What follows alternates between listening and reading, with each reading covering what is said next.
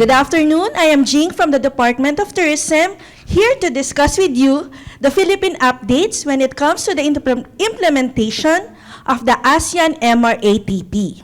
As earlier discussed by Ms. Tina, our subject matter expert when it comes to ASEAN MRATP, it was actually formally signed by all the ASEAN member states way back in 2012.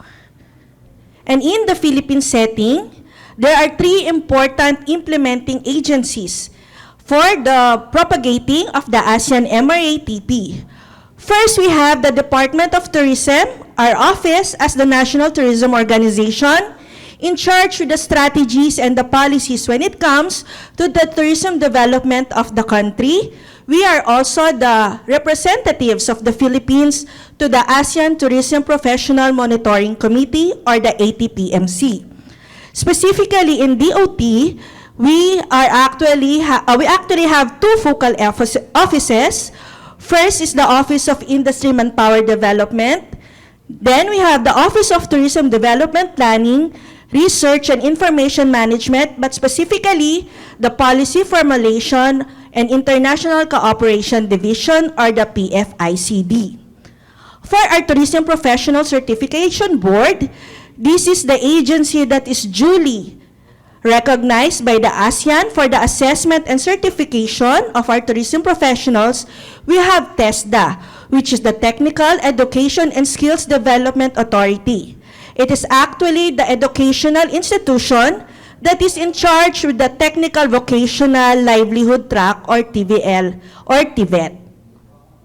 We also have our National Tourism Professional Board, which is represented by the Tourism Industry Board Foundation Incorporated, or TIVV.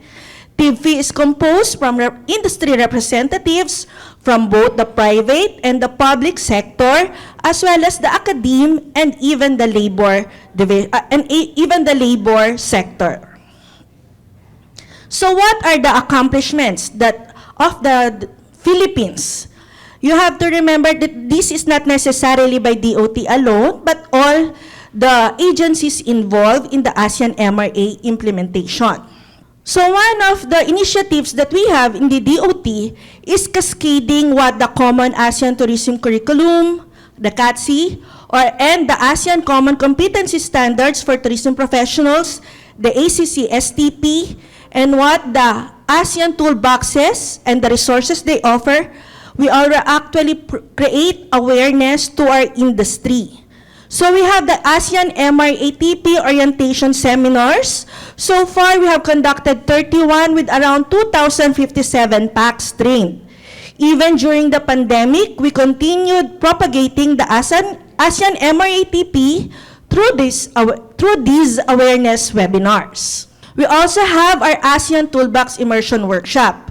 Here, we provide awareness as well as, again, the learnings of ASEAN MRATP to our senior high school, where the competency standards for the National Certificate Level 2 is, as well as to our higher educational institutions and TVET. So we already conducted 44 with 2,845 PACs trained. These are tourism and hospitality educators and trainers. The Philippines has 32 ASEAN Masters, and we're actually very proud because all Philippine ASEAN Masters graduated as Level 1, meaning they can cascade the ASEAN MRATP not just within the Philippines, but to other ASEAN member states as well. In fact, we've already received assistance from other AMS to have our ASEAN Masters cascade to their national trainers and their national assessors. Part of the roles of the ASEAN Masters is to cascade to our own national trainers and assessors. And we have around 167 to date. DOT, together with TIVV, our NTPB, and TESDA, our TPCB, would always provide inputs whenever ASEAN would require it. And that would involve the conduct of national workshops, such as what we did for the draft competency standards for spa professionals. So this involved not only the three main agencies, but the relevant government agencies and entities like the Department of Health and the private sector. During the ASEAN-MR ATP implementation review way back in 2018, we also conducted focus group discussions and ocular inspections to support and provide data for the said review. So the ASEAN Secretariat, together with the IOPD Park Australasian team, actually went here in the Philippines. The Philippines is actually the lead country coordinator when it comes to the review and updating of the CATSI. So even before the pandemic, while we are waiting for the ACC STP from another ASEAN member state, the Philippines, through our ASEAN Masters, initiated steps already to review the CATSI. And during the pandemic, when there was a regional review of the ACC STP, again, our ASEAN Masters convened together with the current industry experts to provide inputs on the competency standards that would be applicable even during the post-pandemic scenario. One of the milestones that we had is to actually apply a convergence approach when it comes to addressing the skills gap in the tourism industry. And this convergence approach was further formalized through the signing of a memorandum of understanding between the relevant government agencies. So that would involve the DOT as the NTO, TESDA as the TPCB, and also as the educational institution or agency in charge with TVET, and TIFI as representatives of the Tourism Board. And we already included DepEd, which handles the basic education, and the Commission on Higher Education, which governs the higher education institutions. With the convergence, we hope to address not only the skill gaps and even those concerns that were raised actually in the previous administration through collaborative efforts between these important agencies. The convergence has yielded joint working groups to address these concerns. By the way, the convergence is actually one of the outputs of the Philippine Tourism Human Capital Development Plan that DOT has formulated to ensure that we harness world-class Filipino tourism workforce. The joint working groups would involve or are the Research and Innovation Programs, JWG, which is in charge with the conduct of regular tourism labor market studies, data collection and repository. We also have the standards review and development. So this is the JWG concerned when it comes to the alignment of our competency standards to that of ASEAN-MR ATP, and as well as assessment and certification. We also have the industry linkages and partnerships, which would handle apprenticeship, teacher immersion programs, Tourism Human Resource Congress, and other relevant and important tourism events.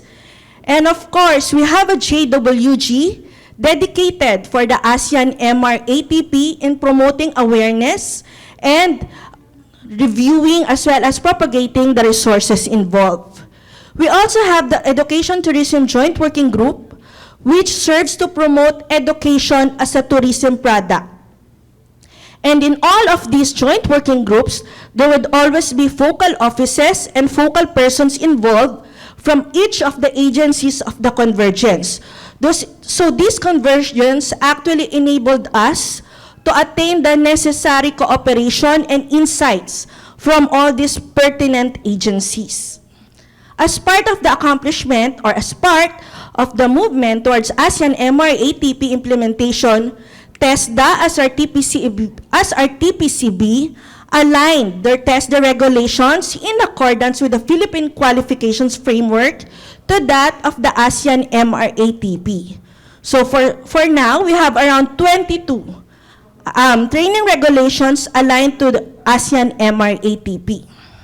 Another innovation that is done by TESDA as our TPCB is the recalibration of their assessors to the recalibration of the processes of the assessors towards alignment to ASEAN-MR ATP, and that is Camp Assess. So even actually during the pandemic, they even conducted this online. There are also capability building training activities for prospective regional lead assessors in ACC STP aligned qualifications. To further promote assessment and certification for those who are already in the industry or are industry workers, DOT, TPCB, and TIPFI during the 2016 ATF launched the Philippine Assessment and Certification Program under the ASEAN MRATP. Of course, the assessment and certification of our tourism professionals with competency standards, competency assessment tools, training regulations aligned to the ASEAN MRATP is an ongoing objective. So as of January 31, we already had assessed 160 and 974 packs and certified 154 and 145 packs. For the national certificates under the tourism sector, our certificates actually indicate the phrase in compliance with the ASEAN Mutual Recognition Arrangement on Tourism Professionals. So this is what makes the certification in the tourism sector unique to the other tracks in the TechVoc. An important accomplishment of our NTPB is the conduct of the Tourism Human Resource Congress, which serves as a venue between the relevant stakeholders to discuss issues and concerns that affect the tourism manpower. Shameless plug, TIPFI will also be conducting the 7th Tourism HR Congress on August 6 to 7. So we hope some of you would also register for that. LTU, the Bayleaf Cavite. TIPFI also continued to propagate, upskill, reskill our tourism professionals even during the pandemic through webinars, as well as participation. Since TIPFI is the representative of the industry, we actually require their inputs when it comes to providing comments for the ASEAN Secretariat. So they also attended workshops on the ATPMC, review and update of packaging rules for the ACC STP. We had the 4th ASEAN MRATP conference and UP10, wherein we had Ms. Tina as the representative. By the way, the Philippines actually hosted the 3rd ASEAN MRATP in 2021. During the 27th ATPMC, it was noted at the time when the ATPRS was still in operation that the Philippines actually had the most number of users of the ATPRS. And during the conduct of the comprehensive study on the ASEAN MRATP implementation by the area, it was mentioned in the report that the Philippines as well had the most number of respondents when it comes to their online survey. Of course, the Philippines submitted also inputs for that specific study. So any requirements by the ASEAN Secretariat when it comes to the incoming labor divisions, such as the spa professionals and MICE and event professionals, we also provided inputs. For the MICE, we actually had help from the PhilMICE Academy in providing our inputs to that. So ways forward. What are the plans of the Philippines? Again, intensify awareness on the ASEAN MRATP, engage further the industry and the academe, and monitor post-training activities. With the Philippines as the lead country coordinator, we are in charge with the review and updating of the CATC and the ASEAN toolboxes. And with the convergence as an important factor in addressing our skills gap in the industry, we hope to further strengthen the convergence and reactivate the joint working groups. And that concludes my presentation. Maraming salamat po.